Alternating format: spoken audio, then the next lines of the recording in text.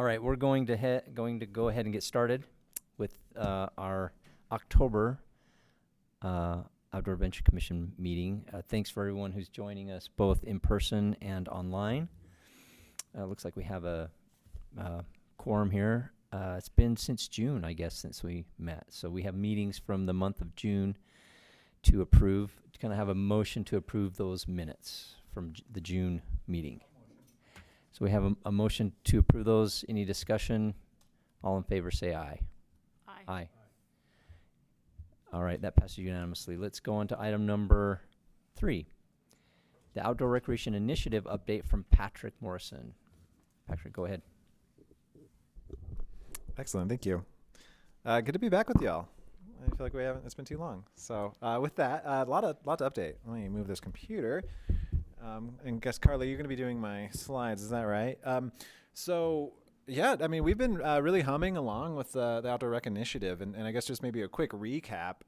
We have kind of the mission up there, which is quite a lot of words, but, I mean, I think we really are being very ambitious with this program, and I think to key in on, like, the national model part, I think Utah, as we do, just kind of leads the country in a lot of things, and I think this is just our next step. And so I think it's easier to describe this program with our next slide, which is just the vision, which is to deliver the Utah Strategic Outdoor Recreation Plan that everyone here works so hard. And I would say the best thing that we've done over the past I'm trying to even think of how many months it's been, but we've been working really hard with our general counsels to solicit projects. As many of you remember last year, we kind of crammed in a lot of project presentations over the 2 preceding months to the session. And this year we've been able to just run so much through our general counsels. We have a few members of this commission who have been sitting in on those, or active members of those councils. So thank you to them.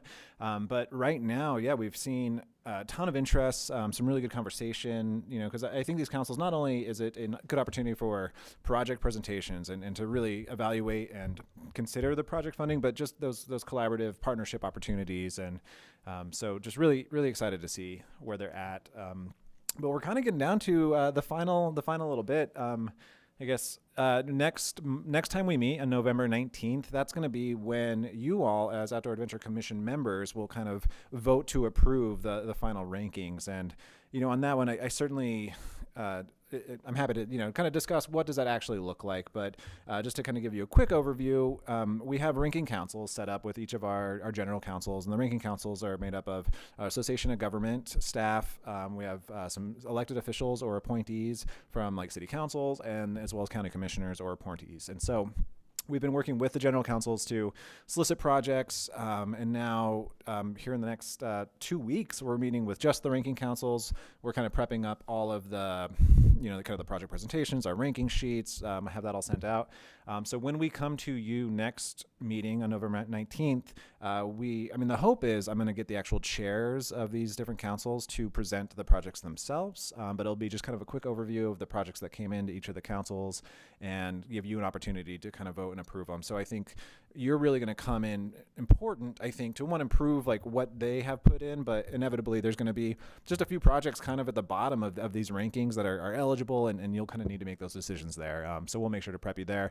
My hope is to give everybody, all the commissioners here, the resources for like what projects are coming, how they've ranked, so you can do a little bit of research. I think our goal was to get it to you by Friday before, so hopefully you can all just spend like just a little bit of time over the weekend or that Monday or Tuesday before the meeting just to kind of review the projects that have come in and where they're at. I'm trying to remember what the next slide was. Oh yeah, and so just to give you a little idea of what these rosters are, so the general council, we really just want to get as diverse a group of stakeholders as possible. And so as we've been having these meetings, we are trying to catalog who's all coming. I know it's probably tough for you all to see the exact details of this, but, we have like the geographic area, we have the general composition, if they're coming from like an adaptive, equestrian, a motorized, whatnot, and then like affiliation with groups and just an eye to diverse stakeholders. I don't think every one of these groups is going to be submitting projects, but they all have really, really good ideas and good thoughts. I mean, the Backcountry Horsemen, for example, have been attending every single one of these meetings. They've kind of assigned a representative to each of these meetings. And so it's just really nice that as these projects are being planned, just to get the input from that user group to, hey, consider this. And it's going well. I mean, I think we've seen some pretty good plans kind of be updated to include that. So just a shout out to the backcountry horsemen. And then just kind of a good review over the goals. I mean, really, this is about supporting that strategic plan and really following those 4 cardinal directions. But as part of that, we do want to think about regional strategic planning and kind of give a roadmap for how we want to use these funds and how we want to use other funds. Because, as you know, there's just a lot of opportunities for recreation funding within our division. And we want to make sure that they're considering how to use all of these if they need to braid them. And then the final one is just to really use this space as a point of positive connection and partnership. And you can kind of see our prioritization model there, which hopefully this is going to be a review for a lot of the commissioners who have been on this for a little while. But for our newer ones, this is kind of where we have our ranking set up so they can go through and evaluate what each of these points looks like relative to the project that's being presented. And you can see our project approval flow. We've been, really just humming. And I guess just a special shout out to our staff here, Emily Meadows. She's been facilitating 2 groups. Carly next to me has been facilitating 1. I've been facilitating 2. So we have our northern region, and Wasatch Front region, our southwest region, and our eastern region, and our central region. And they are pretty close to the Association of Governments. But we do have that map up here. But yeah, so we'll come to you next for the next meeting with the rankings, have those presented, and you can kind of give that final vote. But we'll have like all the updated numbers on how much is being requested, how much money we have available, and we can kind of go from there. So my hope is just to really help this community, by awarding what you think are going to be the best projects. Just kind of where we're at right now. I think as you remember last year, it was just kind of me just trying to cobble together a ton of requests, dealing, or working with a lot of, federal partners and whatnot. But we've had so much more runway this year. And so it's been really nice to really talk to our local communities and get projects. So as you can see, we currently have over $80 million that's been kind of requested through this program and through these councils. There is a huge demand. The flexibility of this program to support not only like large scale capital infrastructure projects, but the NEPA support, the planning, the feasibility has just consistently been applauded by our partners. It's just like, wow, you actually understand kind of what our barriers are, and you're kind of giving this capacity. And so, I mean, that total project cost $334 million. So it's pretty awesome to see the leveraging there. And then, we did sit down with kind of our finance team and kind of looked it over, and it does look like we have about $22 million that we'll be able to distribute through this program next month if you also choose it. And then I guess, you can also see the projects submitted in each region. I don't think it's so surprising to see the Wasatch Front and the Southwest as like the big ones, just a ton of people, a little bit more capacity when it comes to planning. But, we are working very closely with Central and Eastern and Northern, and we're seeing those projects come in as well. And then you can see the project types, just a little bit more data so you can understand. But yeah, a lot of infrastructure restoration. I mean, I think everyone here is so aware of just the backlog maintenance across the state. And so, we are seeing a lot of restoration coming from federal partners, new infrastructure, of course, but, there's the land acquisition. I think, people are really excited about the land acquisition. And, I think it's a really good opportunity to preserve some of these areas for recreation in the future. But, we have some feasibility, NEPA, and then kind of combination land acquisition and infrastructure.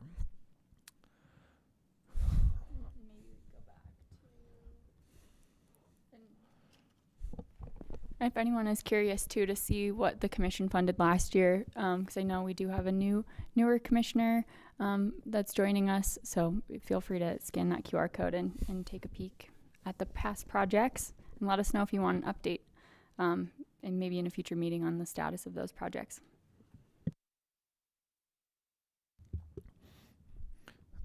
And then should I turn it over to you to talk long-range planning on this? Yes. Can everybody hear me okay? Okay, so this agenda item is more so just a discussion that we want the commission's input and thoughts on. The last meeting that we had back in June, we talked about a lot of more kind of current planning in terms of putting resources into the ORPA program so that we can help smaller communities move ahead with planning projects. And so today we would like to get input from the commissioners as to the idea of looking at long-range recreation planning. And just to preface this would be the first time that this is really done at a statewide level. We would be leaders in the nation if we were to kind of embark on this journey. Long-range planning doesn't necessarily exist in terms of the statewide scale when it comes to state investment And so we are thinking, as a team, how can we learn from some of the long range concepts in planning that, transportation has, for instance. They typically have a 30-year timeline horizon. They program out capacity projects and they have their roadmap into the future in a lot of instances. And so, we wanted to pitch the idea of potentially trying to delve into long-range planning for in one of the outdoor recreation regional council regions, so that we could kind of get maybe a proof of concept, get stakeholders together, look forward into the future long term, and think, what type of projects do we want in this region? Where are their deficits? What are our needs?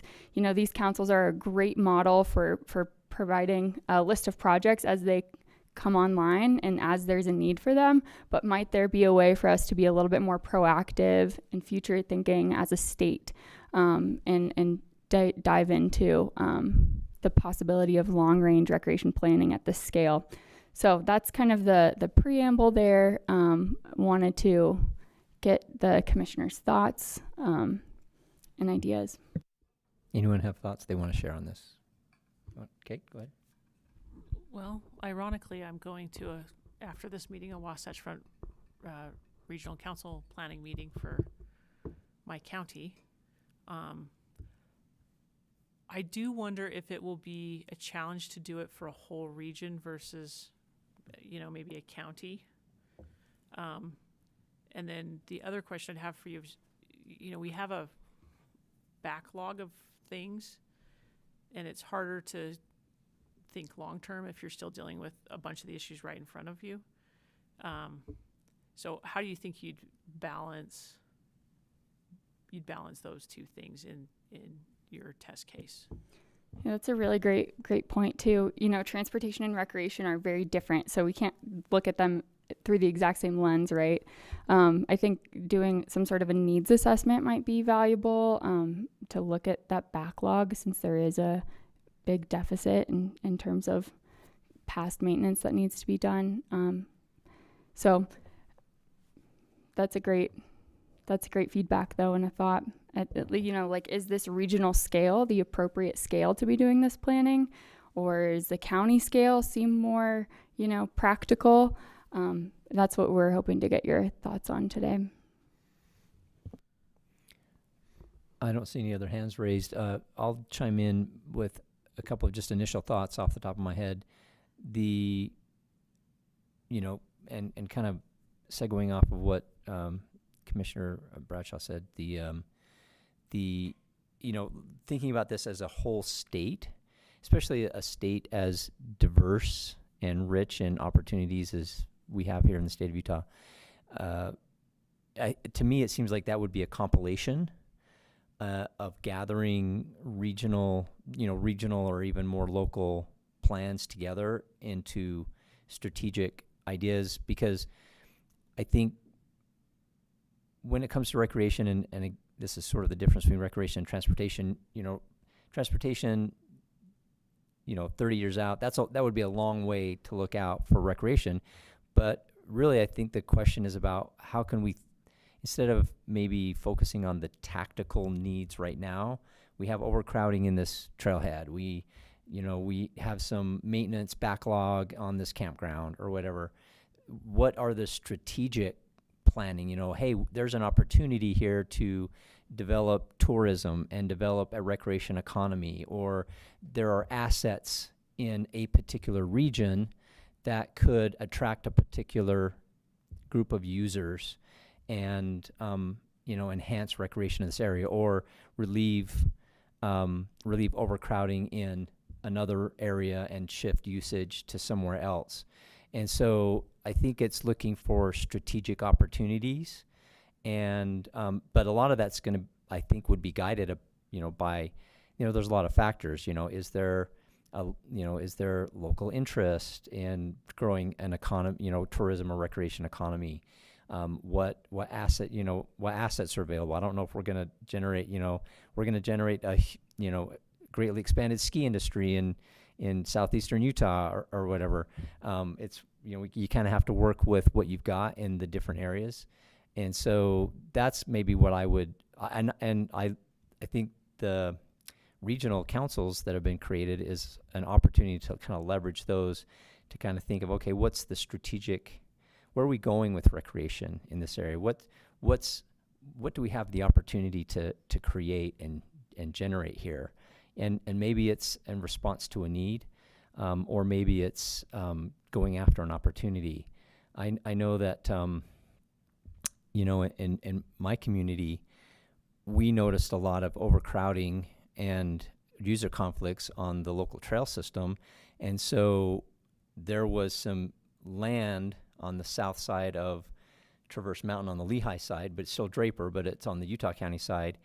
And it's less shaded. It's more, because it's south facing, so it's more, it's a lot more sun exposed.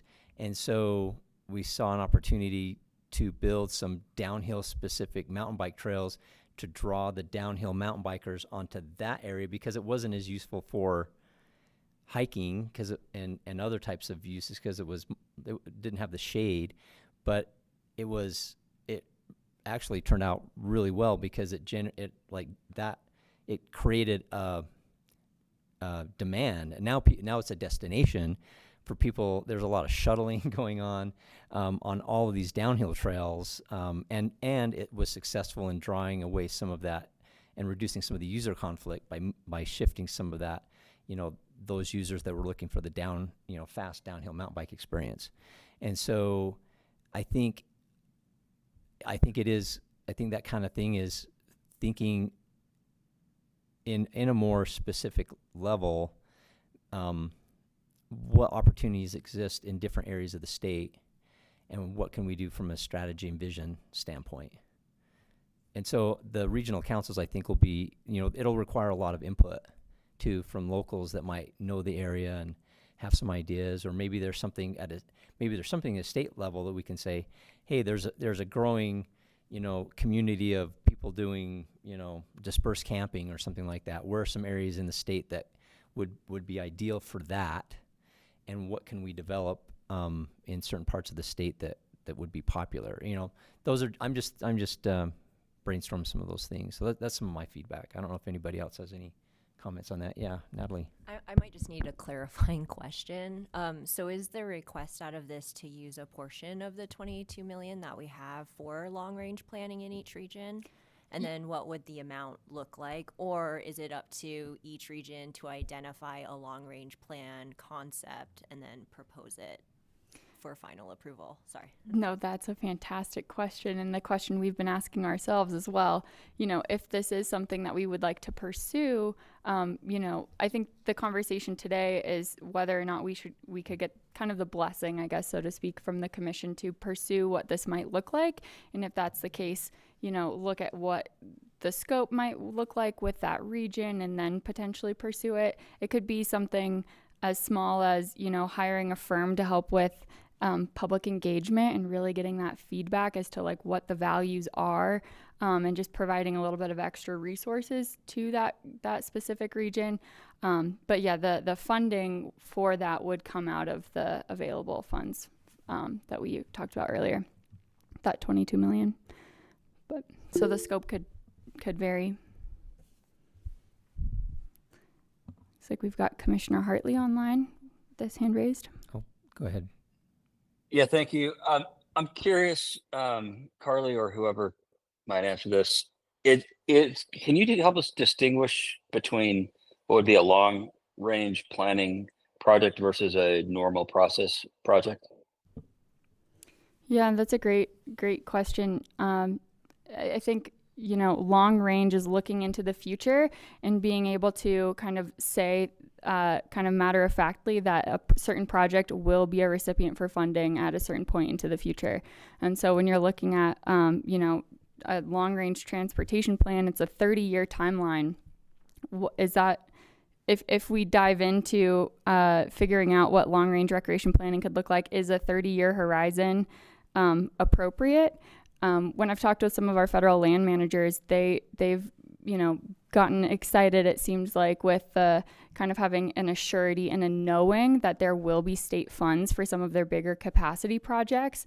And so kind of the idea is that it would provide a roadmap into the future where all parties, the state, our land management agencies, whatever partners are involved, can point to the same kind of roadmap for priority projects into maybe it's a 5, maybe it's a 10-year horizon for recreation, so that there's a knowing that there will be funding. And it will become more of a priority. That's the idea, at least. Could you also remind us? Have we? Oh, sorry. Oh, sorry. Just to follow up, have you all seen any projects yet that would be like a legacy project that would be really big and hard? May take, maybe the NEPA is really hairy, it would take longer, or maybe financing will take several years of appropriations to be able to do the whole thing. Something that would be a long and harder project that might be, I don't know, another term for it. So like a legacy for the state that the state would want to do if we're able to plan it out and fund it over time and prepare over time. Have you seen anything like that? Or is that, are most of the proposals something that with local funding and other sources can be banged out in 1 to 3 years?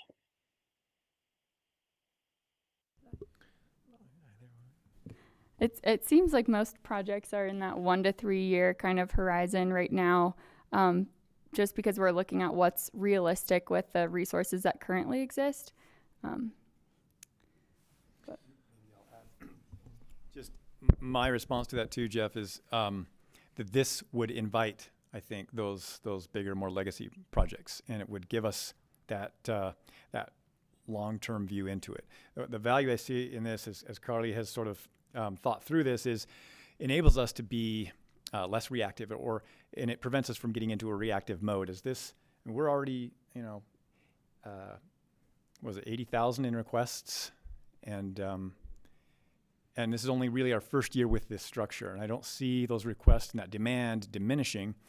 So I think the better we are able to plan for and prevent us from getting into a reactive pattern, or one where we maybe get questioned, are we prioritizing the money effectively, or has it been really well thought through and vetted in a long-term planning process? And I think this kind of a pilot project in one region is a good way to test that out.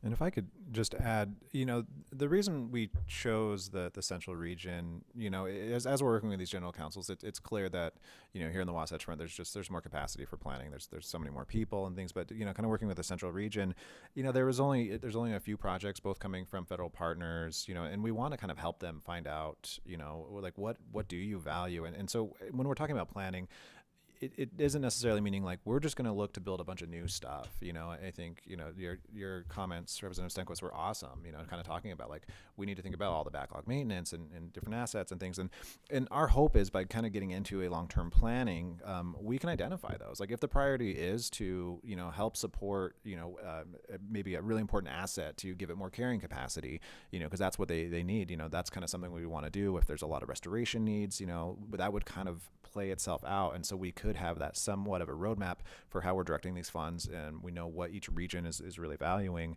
and then we could really start looking at those kind of like new assets. I think talking to a lot of the people in the central region, I don't want to speak for all the people in the central region, but as you're looking to diversify their economies, recreation in that area, it's such a beautiful area, and it's just about kind of finding those opportunities to help diversify those economic benefits through recreation, making sure it's a wonderful stop along the way. We're seeing a lot of that in like Richfield, for example. Now when you like go down to Moab, you're like, well, we better stop in Richfield because I need to ride Spinal Tap. It just and those are kind of like the benefits we want to see. And so in those conversations, it really was like, okay, yeah, we would like support. We talked to the region themselves. Not everybody in the region, of course, but through our council. And there's a lot of support for it. I think they would really appreciate having the support to, and I guess on our end it would be probably hiring a small consulting firm. I can't imagine the price tag would be too extreme for one. I don't want to say any figures because I just haven't done that work. But just to work with them to do that community needs assessment, to do an asset inventory, to understand like what can we do now, what can we do in 5 years, and just have that roadmap for them. So if that kind of helps maybe give a little more context when we do say planning, it's definitely just not all new stuff. Chair Stenquist, something else I think about too in some of these regions, and maybe I'm biased to an eastern region and I'm trying to think about the whole state and all of tourism, but I think about even on the southwest side, we have visitor use management plans that are coming out for Park Service. We have various travel management plans that are surfacing for Forest Service, BLM. And so this might be the opportunity for some of these communities to lean into how do we bring all of those planning efforts together so that we're not siloed out as a state versus federal land entities, but that we can all think more cohesively together about a long-term strategy, to that point of also thinking about the maintenance and just how we can perpetuate the recreation economy in the state.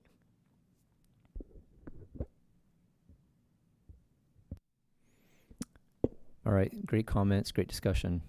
Thanks very much. I'm sure we could really dive into this, but let's move on to the next item on the agenda, and maybe give this some thought, and we could give some feedback, even offline or in the future meetings. Thank you. Item number 4, statewide ORI requests.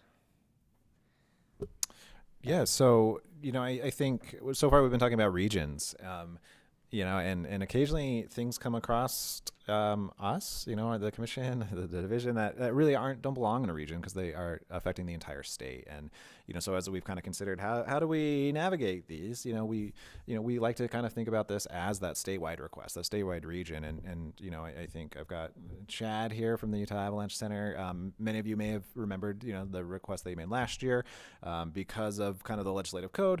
We ultimately thought it was ineligible, but that code has since been updated, and so I think I'm really excited to bring back Chad to kind of give a presentation on his ask, which we put through the Outdoor Recreation Initiative program, but through our statewide region. So this is not going through the councils. This is going directly to you as kind of arbiters of what we feel should be supported for statewide benefits. So with that, Chad, I'll stop rambling and go ahead, take it away, please. Thanks, Patrick. Yeah, we did look at this last year as well, and luckily we have progressed a lot on our project that we want to propose as well. And so, Carly, if you just want to jump into it. I moved to Utah 22 years ago, and like a lot of people that have lived here or moved here, it's because of the opportunities for outdoor recreation. In the summer, we all love the trails through the various mountain ranges of the state, but we're also restricted to those trails. So most of our summer activities occur on infrastructure built specifically for summer travel. Winter's a little unique. We don't have that infrastructure. It makes it much more fun. You get to travel, in essence, wherever you want with no impact on the landscape. You get to blaze your own path. You get to explore. That might mean a beautiful walk for tranquility through the woods. It might mean powder shots on a snowmobile, skis, or snowboard, whatever that might be. So it really removes some of that traditional infrastructure view, but with that becomes more of a unique infrastructure in that mountain travel in the winter has inherent dangers of avalanches. Rescue is much harder. And so the Utah Avalanche Center actually exists to help keep people safe, to give them the knowledge and skills through training and also through a daily avalanche forecast so that they can go out, they can explore, they can pioneer their own path, enjoy the mountains, and come home safely at the end of each day. So the UAC is a really unique organization. We're a long-term, successful partnership between the Forest Service and a nonprofit. The Forest Service provides all the forecasting and associated functions across the state, and the nonprofit provides the education, which is both on snow and classroom, awareness, which is just teaching people about the dangers of avalanches, as well as the fundraising and lobbying strategy and whatnot. And so with that, we've been doing this for, let's get to the next slide, really since the 1930s. So avalanche science in North America was developed in Little Cottonwood Canyon in the 1930s. So people like Monty Atwater and Ed LaChapelle developed the current methods of avalanche mitigation at that time. They also developed the current scientific methods of looking at snow. That innovation coming out of Utah has continued. After the formation of the Utah Avalanche Center in 1980, we continued that. So in 1996, we developed the first ever avalanche education video in North America. It became widely used as really a new, innovative way to teach people how to stay safe. In 1999, we were the first avalanche center in North America to use the internet and the infrastructure surrounding that to put out avalanche forecasts. Before that, it was just you had to call a phone line, and it was literally an old-fashioned voicemail recording that we updated every day. In preparation for the 2002 Olympics, we realized that there was no way for people who were descending on Utah that didn't necessarily speak English or didn't understand English well to know what were the dangers in the mountains that they might experience. So we developed the world's first avalanche iconography, and the top was Powder the polar bear that we used for several years to show people what was the overall avalanche danger for the day, and then we had additional icons to show where you would find that danger and how to avoid it. And so we've continued that innovation on with programs like Know Before You Go that has reached over 300,000 Utahns since it was developed. But now we're looking at what I call the next generation avalanche forecasting infrastructure, both to address the growing demands in Utah, but also to really get ready for the next set of Olympics. And so currently avalanche forecasting is more art than science. An avalanche forecaster spends 75% of their time it requires to publish a forecast. So every day the forecast comes out at 6:30 a.m. They're in the office at 3:30 a.m. Most of the work they do is looking at data, weather station data, weather model data, reports from the public that come in, reports from guiding operations, UDOT, ski resorts, and lots more. And so by using machine learning and technology, we can pre-process that data. We can summarize that all for a forecaster to reduce that time it takes them each morning so they can focus on communicating the message to the public of how to stay safe, what to avoid, what they should look out for when they're out there. This will also increase the accuracy. So obviously when you do this at 3:30 a.m. every day, you are more apt to make mistakes when you're tired. It will also free up time so that we can put out information for regions we don't currently forecast for.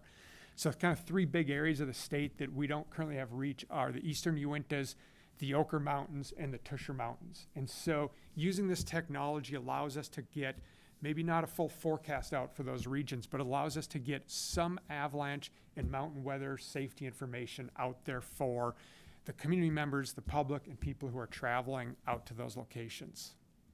So AI is already in our everyday lives, whether that is mapping when we're driving somewhere, mapping on the trails. Like All Trails actually absorbs machine learning data to give real-time trail updates. A great example, though, is the National Weather Service has been embracing this for quite a few years. Everything from this is the Utah mountain weather forecast that is actually completely machine generated, and they call it a probabilistic forecast, down to they use it to help forecast severe weather events, snow, tornadoes, and hurricanes. And so we can actually leverage some of what they've already done for this project. So about 18 months ago, we started looking at, could we do this? We performed a proof of concept over time. And really what we were looking at were just a few different use cases to make sure that it was worth us continuing down this path. So first we looked at, does a snow profile, so looking at hard and soft and weak and strong layers in the snow that's generated by a machine, compare and correlate to what a human does. And so in the middle graph there, that's a machine generated profile of the snow. The far left bars show strong, hard layers. The farther right, the weaker the layer. The right graph is something that one of our forecasters dug on the same day. And what we were looking for is the correlation of events. And so do the far left bars correlate between a human and a machine? And in all the instances that we looked at, we did find a strong correlation. We then looked at weather events. So certain weather events can cause changes in the snow overnight. We don't see them because we're not out overnight, and we learn about them oftentimes when there's already avalanches happening, so we maybe learn about it at noon, 1 or 2 o'clock. So we looked at a few different instances when we knew that had happened over the last 2 seasons. The models were able to show that these events happening overnight successfully. And then the last thing we looked at was the model telling us, is the snow unstable? And if so, how big might an avalanche be? So on this, each of these graphs is the same, just a different aspect of the compass. The black line on the top, the higher it is, the more unstable the snow is. And so what we looked at is when the model said that things are unstable, did we see avalanches in the backcountry? And they correlated that yes, when there's a higher level, and so it's really a 0 to 1 scale, and when the model showed over about 0.7, we had a significant number of backcountry avalanches. We then looked at how deep or how big would that avalanche be, and so the gray bar tells you how big that avalanche would be, and so we correlated when the models said, for example, on a north aspect, we should see big avalanches, and on a south aspect, they should be small. Is that what we saw? And again, it correlated that yes, it did align, and that's what we did see. And so we were really excited that it appears that this has a lot of success and can really help us out. So with that, we're going to move, I guess with that, we want to move into kind of a prototype phase. And to do that is where we need to look at funding the project. And so thanks to the work of, I think probably everybody in this group, but especially Representative Stenquist, House Bill 90 did pass last legislative session. And as Patrick mentioned, that did specifically address some of the gaps in what the restricted fund could fund. And so we were really happy and thrilled for the support of that, and that bullet H got added directly saying that facilitating avalanche safety forecasting is an acceptable use of the fund. So thanks everybody for their support on that and for helping get that bill passed. And then we are hoping that some of this can get used to help fund this next generation forecasting tool. So as I mentioned, we want to move into a prototype phase. As part of that, all of our proof of concept was just done at ELTA for the main reason is that's the only location in the state that had the proper weather instrumentation. So to move forward with a prototype, we're going to buy the necessary weather station instrumentation and deploy that in our Logan, Ogden, Uinta, Skyline, and Moab zones. And so that we'll be able to have data put out, building a dashboard for our forecast staff in each of those zones to use this in their day-to-day forecast operations. In this prototype phase, it'll still all be an internal tool, but then the hopes is the next year upon success, we start making this data public so that anybody who is a backcountry traveler has access to this information. So it is an expensive project, at least for a small organization like the UAC. We're only a 22-person group. Total cost is about $2.7 million. A lot of that is based on data collection. So like anything involving machine learning, I guess the term is garbage in, garbage out. And so collecting better high-quality data is important. So for example, today, when we get avalanche data, it might be somebody looking a half mile or more across a basin saying, there's an avalanche over there, and it was 12 inches deep and 300 feet wide. That's plus or minus a factor of 2 or 3, because I know I do that every day, look at things, and I can't tell very accurately how big it is. So looking at how do we collect better data. So for example, for that, we can look at, people are now looking at using satellites to map avalanches through mountain ranges. So the $2.7 million budget is the infrastructure required to build and host the dashboard to be used by initially the staff and then eventually the public as well. It's used to build in the weather station infrastructure that I mentioned, plus the annual support of that. To expand our current website, so adding additional databases to collect the data for this gathering.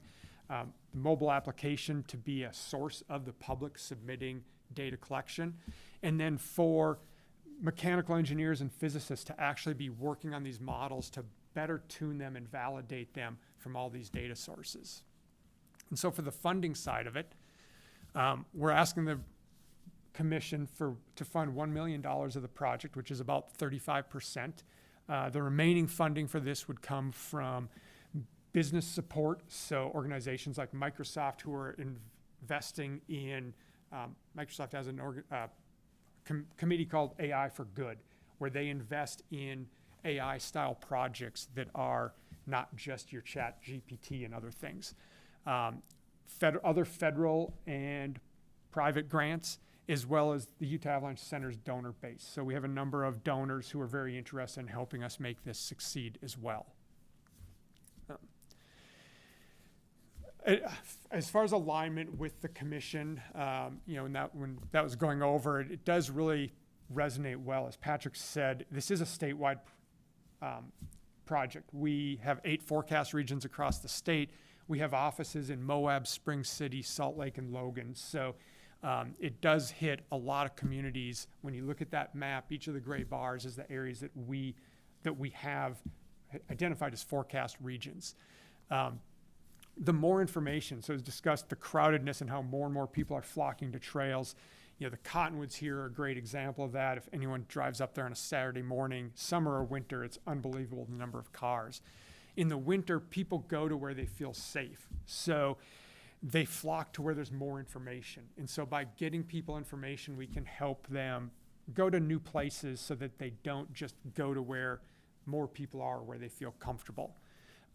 For underserved areas, we have a large focus on youth education, and yet, you know, we struggled on how to teach church groups, scout groups, and others on how to read Avalanche information. So when a scout troop goes to a winter camping night or a weekend, how do they get that Avalanche information? So one of the goals of this would be make it more readily accessible and easy for them to access this. You skip ahead too. So there's a lot of collaboration necessary for this. A lot of smart people are needed from the mechanical engineering, the physics side. So we're partnering already with the University of Utah and some of their departments. The National Weather Service and NRCS maintain a lot of weather stations to help provide both weather station data as well as weather model data. UDOT has a massive database of avalanches that they collect and report, so that all can be used for our validation.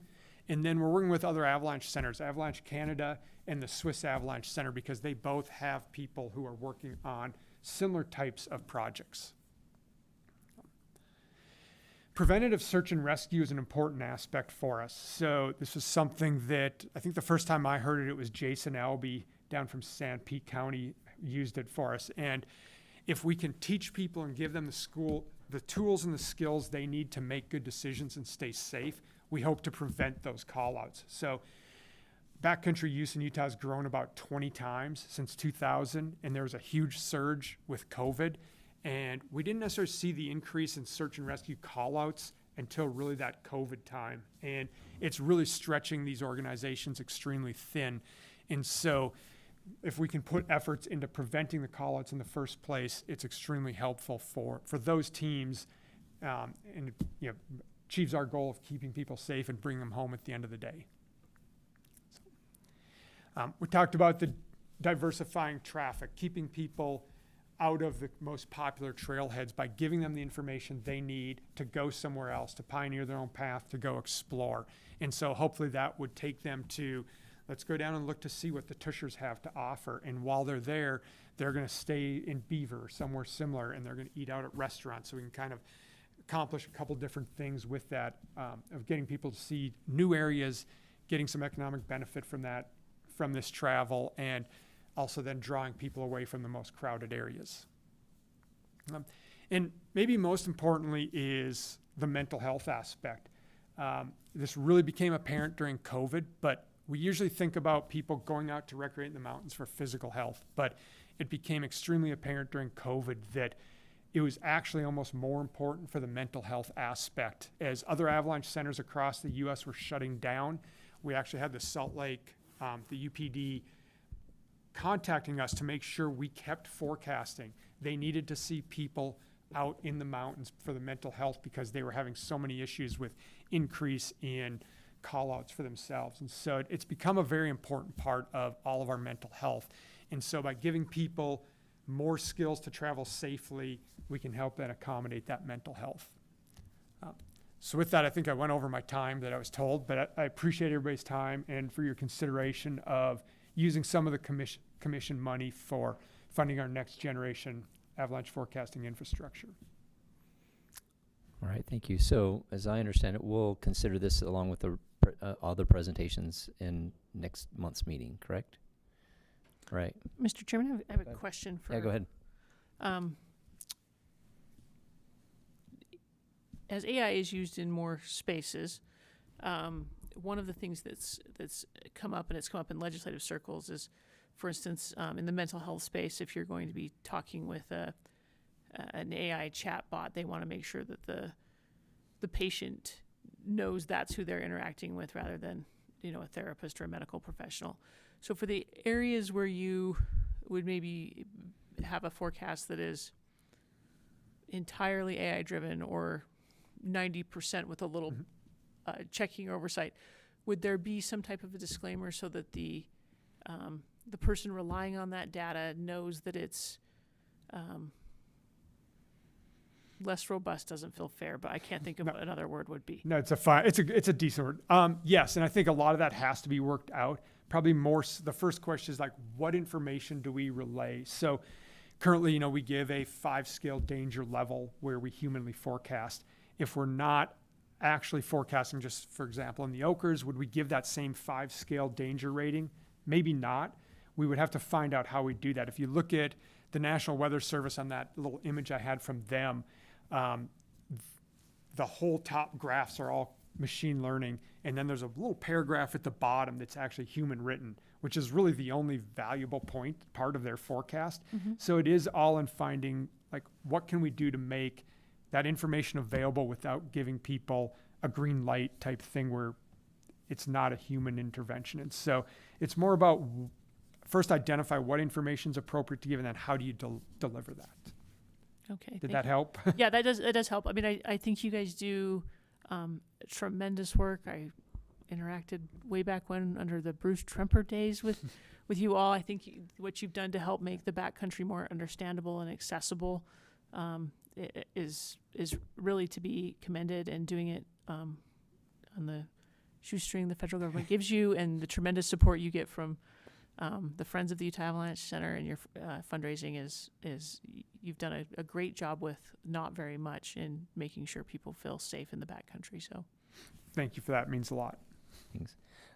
I'll make a comment too that I'm currently working a lot on AI projects on my day job, and this seems like a really good use for AI. It looks like it could be a very useful tool in this situation.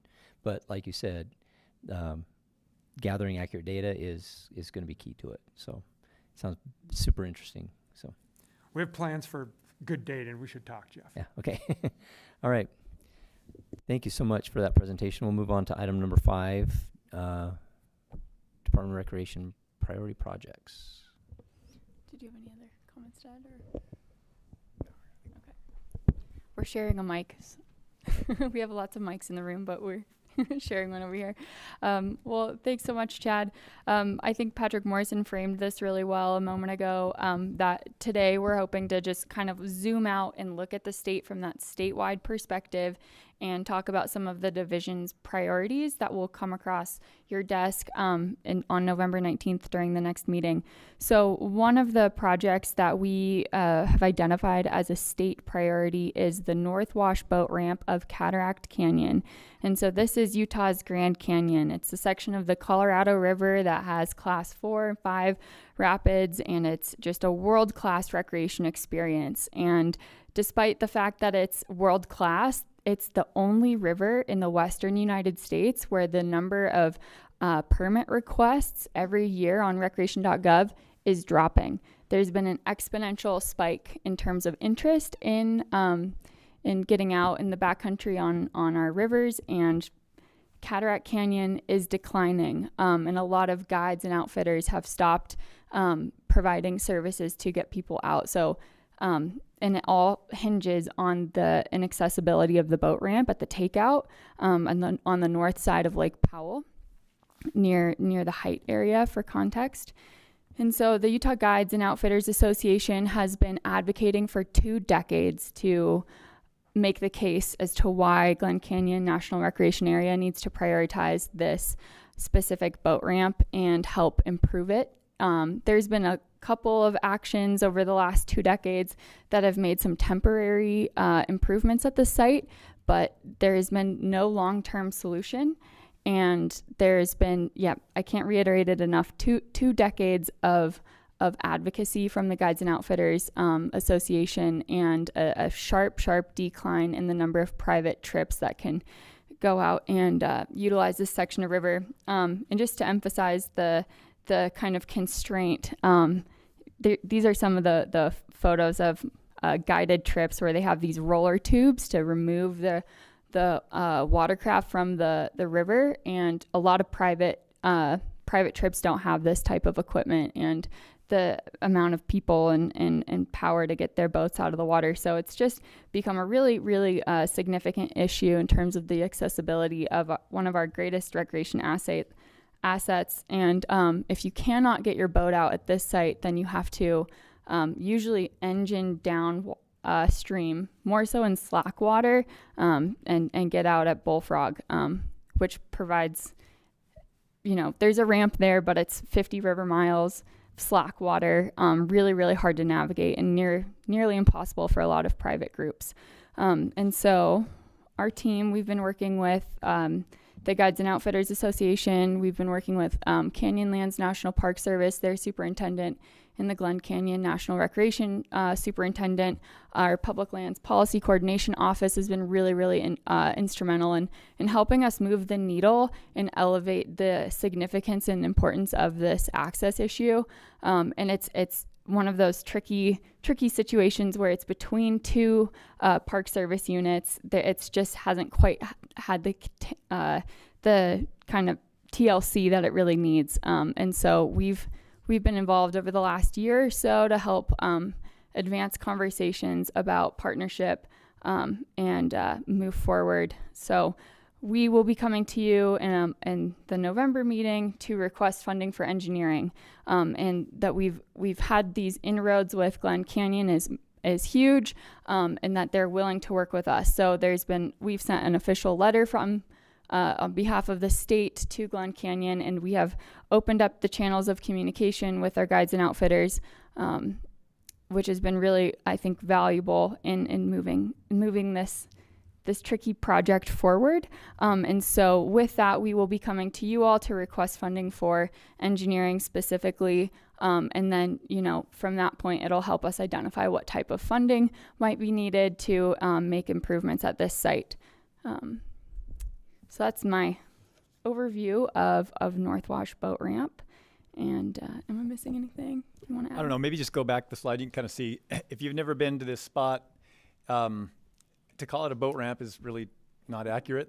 There was a boat ramp. It's way up high, but as Lake Powell has declined in its elevation, now you've just got basically the walls of the canyon that people are trying to drag boats up. And as I've talked to guides and outfitters, this is by far the number one issue that they bring up that needs to be addressed. And Carly mentioned the difficulty in working with a couple of different national parks entities. But at the end of the day, this is just about preventing the loss of a world-class rafting destination. Because as was mentioned, it's declining in the number of permits. So this addresses every one of the ORI prioritization items, and strongly advocate for it from the division standpoint. There's a reason why we are very selective on the projects that we as a division bring to the commission, and this one is huge. It really is. All right. Thank you very much. And there's a timeline of all the advocacy efforts and kind of qualms that have been taking place since 2004 that I'll send out to everyone so you can see. But yeah, we really appreciate your consideration of looking at North Wash. And next, I know we have Chase Pili online. He'll take this one. Thank you, Carly.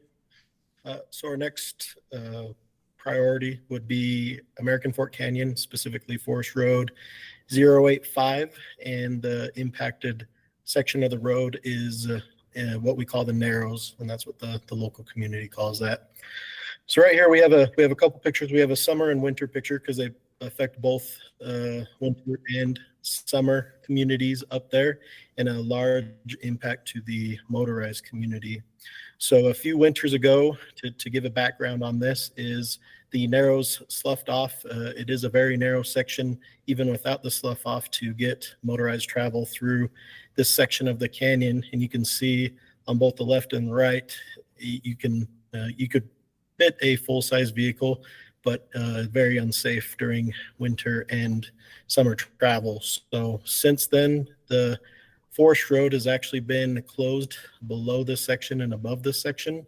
We still have some access to from Utah County to Wasatch County, but the travel is significantly more, and we do lose a lot of access specifically from the Utah County constituents. This next picture is the view from the viewing from the east to the west. So just if you were to turn around with that other picture of what that looked like, and specifically within the winter travel, this is one of our grooming areas in the state and a highly visited snowmobile destination for most the Utah County snowmobile users.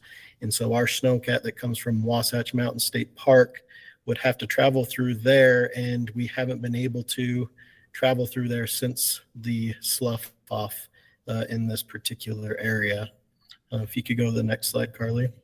That's just this is a picture of what we had to do to provide safe travel. Some adjustments we had to do is partner with Utah County Search and Rescue with another snowmobile tow behind groomer to at least get some of the trail groomed from Tibble Fork up to this location, which is less than ideal.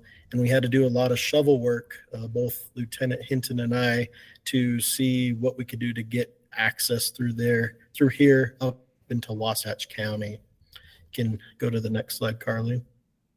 So this is a picture of the impacted area, at least the concerns from the motorized community. Some access that is not lost, but the travel to get to these destinations would be Mineral Basin, Forest Lake, Pole Line Pass, and a lot of other trails, Mary Ellen Gulch. And these trails are cherished by a lot of the motorized community, the 4x4 community, the single track community, a lot of other outdoor recreational communities also access these areas, and also shuts off particularly Wasatch County to Utah County from that Pole Line Pass area.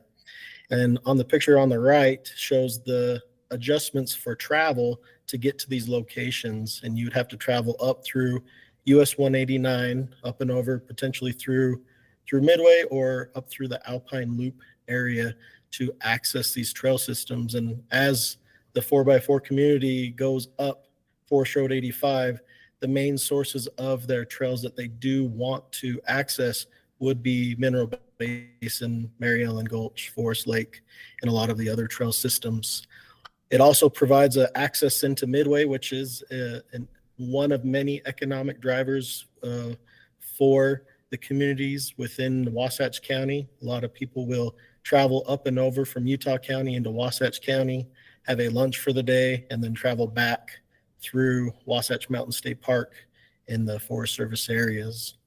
And so what we're doing, this has been a few years in the making as far as partnerships.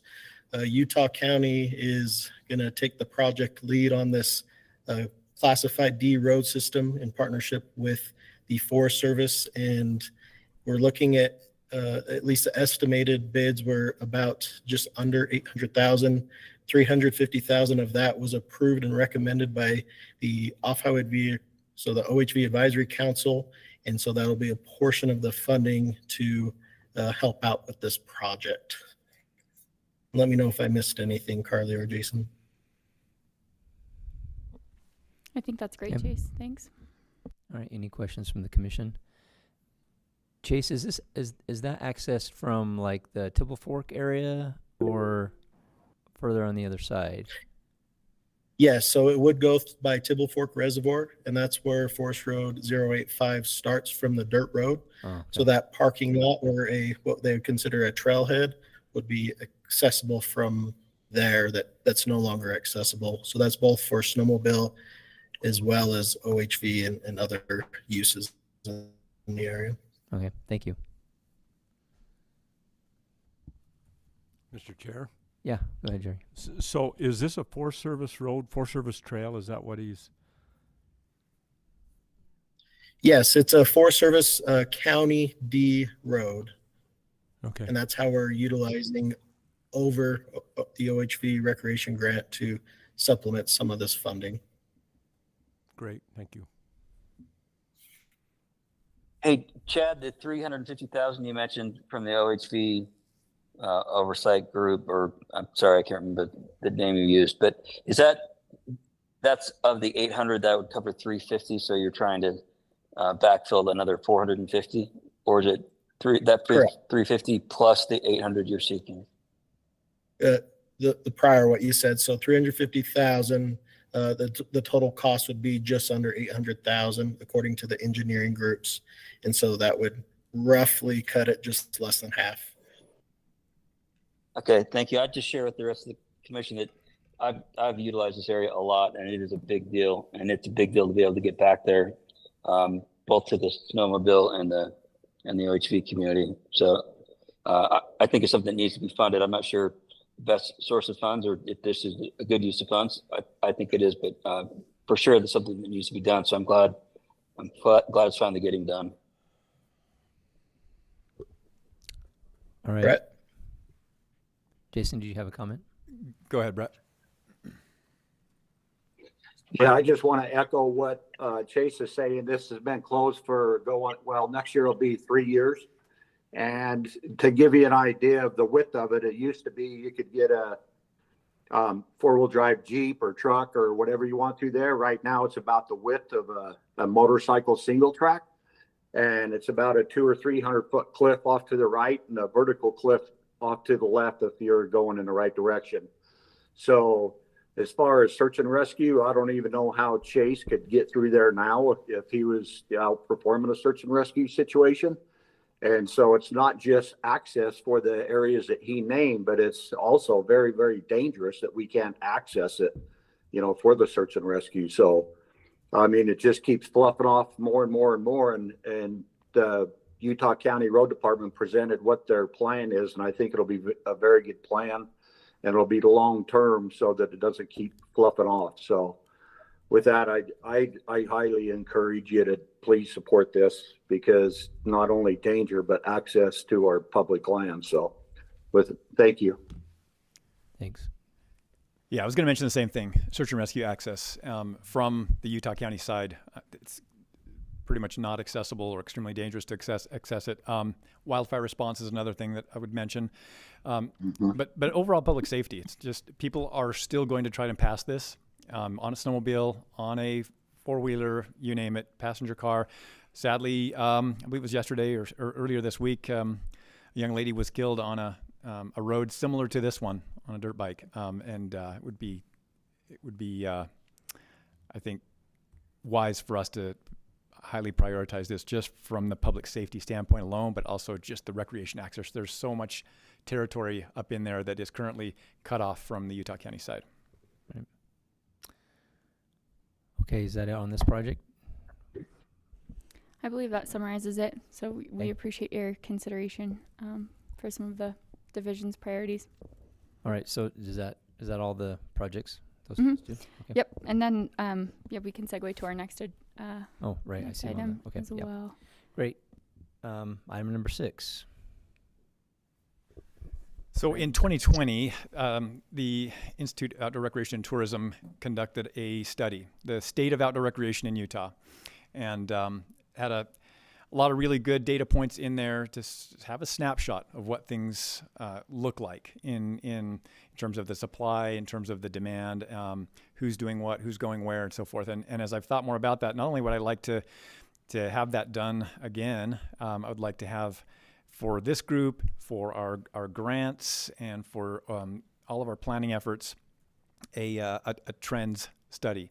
Every year, there are national numbers that come out as far as the types of recreation that are engaged in, so we can track and see, again, as part of that long-range planning discussion, where is the growth in demand, and how do we, it helps us inform the ways that we respond to that demand. So this is a kind of an open dialogue that I wanted to just start on, because we could go a lot of different directions. In fact, Natalie and I had a conversation last week about this, and maybe perhaps we broaden it to be a study on outdoor recreation and tourism, and have possibly two funding sources, one from outdoor recreation, one from tourism, to be able to really get good data. We've talked about data already, but good data that'll help, again, guide some of our decisions. So want to open it up with just kind of a few questions on what the commission thinks in terms of the idea as a whole, what would be the ideal scope of a project like this, and then also what type of entity would be best to carry this out. Would we want to rely on one of our academic institutions like Utah State or University of Utah, or is it something we'd like to consider a commercial vendor that has history and expertise in this type of analysis? So looking for a little dialogue on it.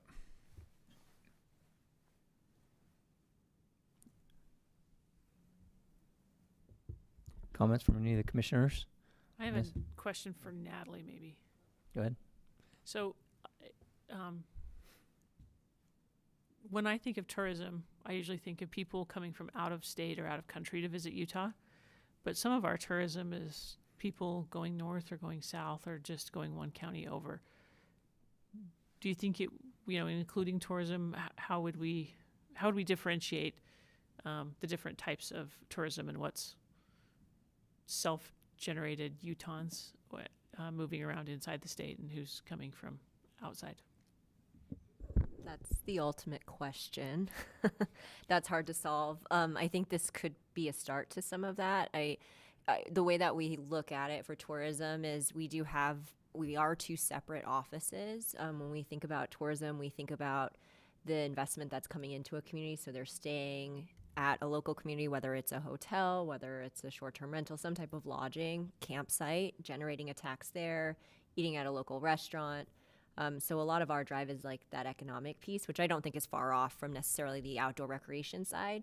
But we're underneath that economic opportunity umbrella versus I would say Division of Outdoor Rec is underneath the natural resources amenity umbrella. But outdoor recreation, when we look at the diverse visitor economy, is a significant piece to the visitor economy itself. So I think that maybe to answer your question, Kate, some of it is thinking through the economic impacts and how we start to break those down and look at it. But it is a challenge for us too when we think about tourism because it's not just outdoor recreation. Significant piece when we look at, for example, our transient room tax or the economic direct visitor spend, a lot of that's occurring in our urban regions, and that's the result of the business traveler that's coming into the state. Mm-hmm. Do you think in sharing this too that we would learn things about our own Utah travelers versus our out-of-state travelers? Like 2 weeks ago, I was in Commissioner Hinton's neck of the woods down in southern Utah and taking advantage of trails down there. But also, yeah, she's giving me a thumbs up. Taking advantage of trails in southern Utah, but then also just taking advantage of just kind of, lounging around and doing some shopping and hanging out in southern Utah. And I've often wondered if local Utahns recreate differently than our out of state, and whether that matters and how we fund projects or not when we're kind of homegrown tourists versus out-of-state tourists. And maybe we're not. Maybe I recreate just the same as someone visiting southern Utah from somewhere else. I don't feel like do necessarily a great job at sorting through that in-state visitor at the state level. I would say that our local destination marketing offices, all those county tourism offices, do a much better job at that. Because they are looking at that kind of more micro level versus we're looking at out-of-state travelers and international travelers coming in. I might say from some of the observations that we've seen, a Utahn that's recreating, and I wouldn't say this is everyone, but a lot of them are more so less inclined maybe to stay at a local hotel or necessarily think through all of the ways that they can leave a good economic impact on a community.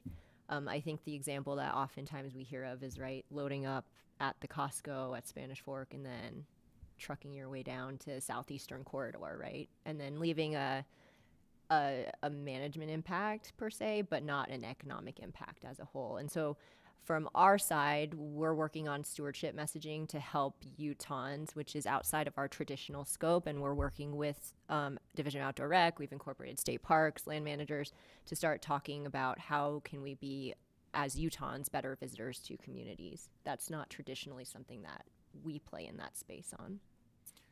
Yeah, I can see that. I also think as a native Utahn, I often avoid some of our places that are out state tourists are visiting, and am seeking a slightly different outdoor recreation experience. You know, the lesser names, places that still feel remote or they're not undiscovered, lesser discovered, and maybe that's one of the differences too, is how native Utahns or local Utahns are using those places when we're still visiting other different communities than the ones we live in. Yeah. I mean, something I think about that I mean, this study or these efforts could lead to is by having Division of Outdoor Rec think about trends and think about economic impact. It helps us break down the silos when it comes to funding these various things. So we think about in this space, we're looking at infrastructure investments, we're looking about acquisition, we're looking at about building future infrastructure and maintaining it. What we're hearing in the tourism space now is the need for search and rescue, EMS, other mitigation needs. And so by having the two of us in the conversation together, it showcases all of our resources and mechanisms and how we can collaborate in that space a little bit better. Well, thank you. I think it sounds like an interesting idea. Mr. Chairman, may I make a comment? Yeah. I think this kind of study would be extremely beneficial to tourism and recreation in general in the state, and I would completely support something like this. I know as from a state parks perspective, this data and information would be invaluable.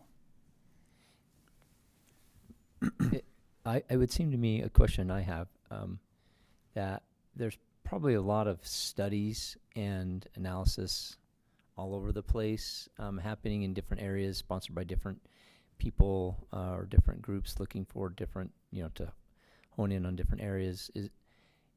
How would this study be different than some others that might have been done in the past or being done elsewhere? Well, I think it would be an aggregate.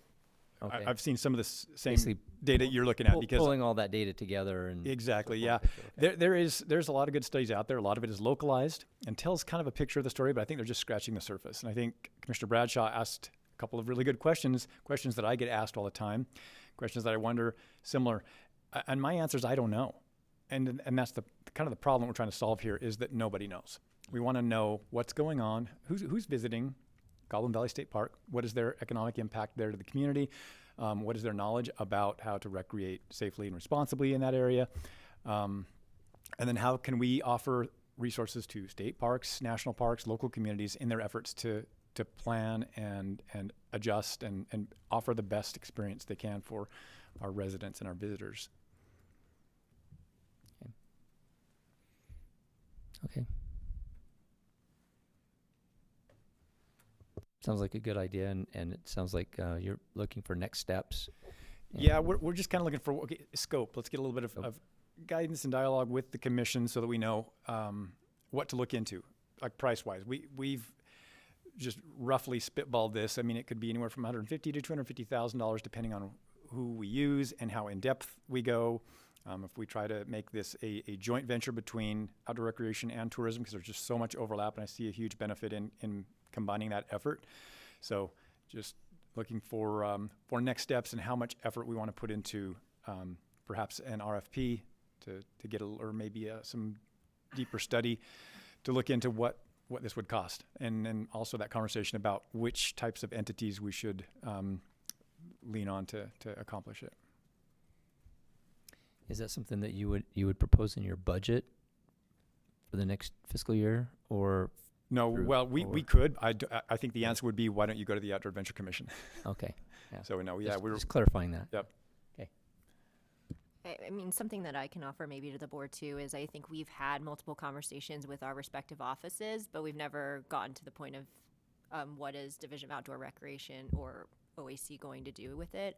But maybe that's one place to start, is we can share all of the area resources that we're currently using, like the Kempsey Gardner Policy Institute, among others, and how we've been able to break it down, and then our data warehouse and resources about that. And that might help to frame up a baseline of whether you work with a local university within the state. Of myself, I am the motorized recreation grant analyst for the division, and a big part of my role has been to develop the new statewide boating program or boating grant.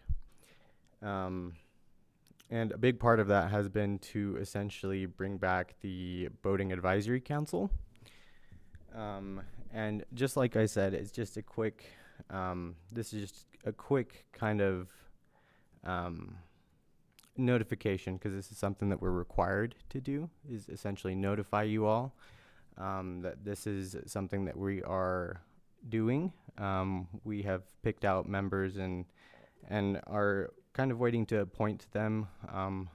But like I said, we've been required to notify you, the Outdoor Adventure Commission, that we, the Division of Outdoor Recreation, are notifying you that the following applicants have been recommended for acceptance into the Boating Advisory Council. And I can go a little bit deeper into the actual prospective members that we picked out, but just for the sake of time, I'm just going to read out their names here. That's John Larson, who's going to represent the boating safety and education; DeWitt Smith, who's going to represent sailing; George Summer, who's going to represent anglers; Tim Herzog with the dealers; Zachary Williams with personal watercraft; Jason Taylor with outfitting; Jeffrey Salt with paddlecraft; Jenny Knudsen with water sports; and Adam Equal with the motorboat users. And these are some of the members that we've been wanting to appoint. And that's essentially it for me. All right. Thank you very much. It brings us to our final item on our agenda, which is public comment. I don't know if we have anyone here. Do we have anyone here in the room or online that would like to provide public comment? Let's see, Brett Stewart, are you looking? Yeah. Go ahead. The backup comment, I didn't realize that you guys were talking about North Wash to maybe wake up the ramp a little bit and do some engineering and bring that back to life. Just so you know, that's one of the most beautiful campgrounds that I've ever seen Glen Canyon put in, and they swung the gate shut, and so it's no longer available. So to see what you're doing here with the North Wash would be fantastic. So hopefully you can support that application. Also, if this area ties into one of the most beautiful off-highway vehicle trail systems, the Poison Springs Trail System. You can go hundreds of miles from that location, and if you was to incorporate the North Wash, you know, if you was to bring it back to life, this would all tie in together for outdoor recreation to where it could be utilized and well funded, and all the people could enjoy the public lands even better. So not just the boating and the river running, but also the off-highway vehicle program that runs right to that location. So with that, that's it. I didn't know if anybody was aware of that campground there. So with that, and I want to say I appreciate everything you're doing here. This is fantastic that Utah has the opportunity to do what you guys are doing and what the state has here. So I just want to especially thank you for it. Thank you very much, Mr. Stewart, for that comment. Anyone else in person or online that would like to provide comment? Okay, seeing none, that's the last item. So I'll call for a motion to adjourn. Motion to adjourn from Commissioner Taylor. All in favor say aye. Aye. All right, we're adjourned. Thank you. Aye.